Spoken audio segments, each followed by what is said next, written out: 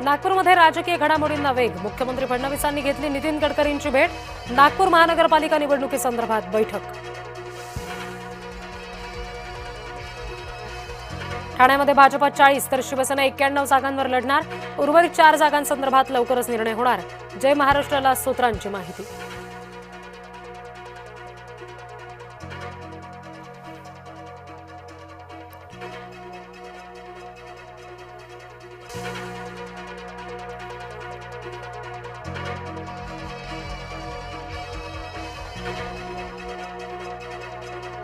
दोन गुजराती मुंबई गिळायला निघालेत. उद्धव ठाकरे यांचा भाजपवर घणाघात. मुंबईमध्ये काँग्रेस वंचित बहुजन आघाडीची युती. आघाडी विचारांसाठी, सत्तेसाठी नाही. काँग्रेस प्रदेशाध्यक्ष हर्षवर्धन सपकाळ यांचं विधान. पुण्यातील महाविकास आघाडीच्या बैठकीला शरद पवार गट अनुपस्थित. काँग्रेस आणि ठाकरे गटाची बैठक.